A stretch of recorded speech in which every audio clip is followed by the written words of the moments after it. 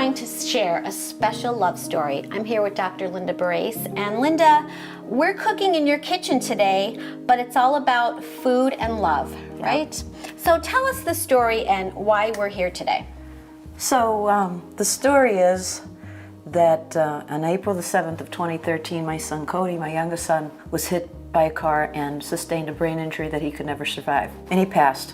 He was a hero. Even in his last minutes, he gave all of his solid organs and multiple tissues to many people out there. So he lives, and he was the leader of the pack. He had a lot of friends. They were always here, and I call them the kids. They're now 31 years old.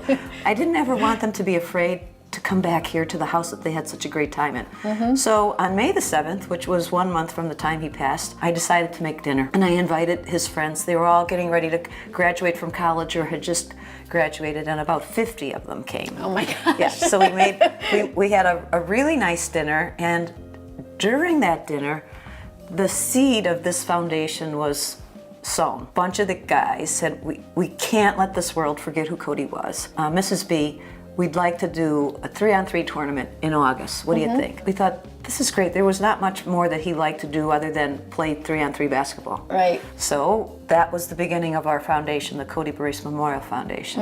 Our monies go to scholarships at Scranton Prep for people who are like Cody. One student every other year gets a full ride at Scranton Prep. But most importantly, what we do is we give money to people from northeastern Pennsylvania awaiting transplant. When I realized that the 100 dinner was coming, I thought, it's time for me to put this down into words. So I wrote a book, 7 on the 7th, because we meet every month on the 7th at 7 p.m., 100 dinners honoring Cody. And what we're gonna do today is we're gonna cook a recipe from the book. Excellent. And then I have a gift for you, Jackie. I created this apron, which is on the front of the book, and it has our logo. Beautiful. From the Cody Barace Memorial Foundation, because everybody who comes to this kitchen works. I love it. So you're going to work. All right, I'm ready. There you go. Get Thank yourself you. ready. And now we're going to make this recipe. Okay. It's called pasta with artichokes, peas, roasted peppers, olives, garlic, and sun-dried tomato paste.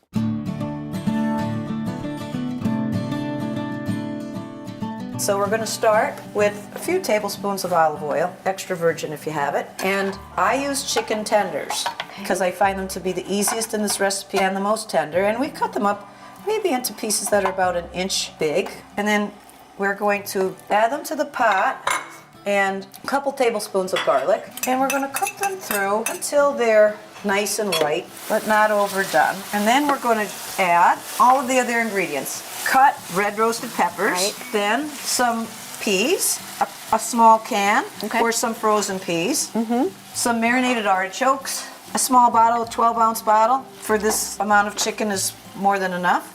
Some sliced olives. If you're lazy like me, you could buy them sliced. If not, you can slice them up yourself. And then we're going to add some sun-dried tomato paste. Sometimes you'll see it advertised as sun-dried tomato pesto. Oh, okay. And these are sun-dried tomatoes that are literally smashed up with some more garlic. So you just simmer this. So the seasonings that we use are a couple tablespoons of just Italian seasonings. Okay. And smash it up with your hands like this. The flavor will become more intense. It smells And then really good. some freshly ground pepper. Okay. I'm not a master at measuring, so Well, most of us, when you have your recipe, you kind of just... you just go with Yes. it. Now, for some people who may not like artichokes, take the artichokes out. Okay. For some people who may not like peas, take the peas out. I have also done this with spinach in it. If Oh, that I had a sounds little good, too. leftover spinach. Now remember, you're going to want to have some sauce to this.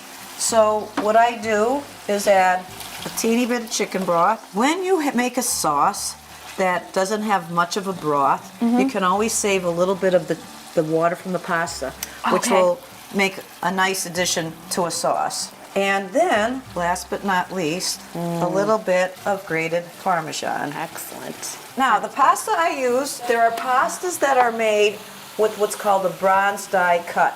Okay. There are imperceptible little ridges in here that help the pasta hold the sauce within the pasta.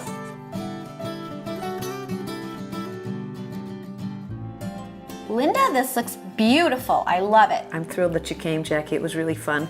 Thanks for having us today. Why don't you tell everybody a little bit more about the book and how they can get it? This book was a labor of love for me, Jackie, and it talks about who Cody was, what he did, and what these magnificent kids have done by creating this foundation, the Cody Brace Memorial Foundation, and all proceeds of this book go to the foundation. In Scranton, there are several vendors that have the book. Over the Moon in Scranton has it. Carmela's Bake Shop in West Side.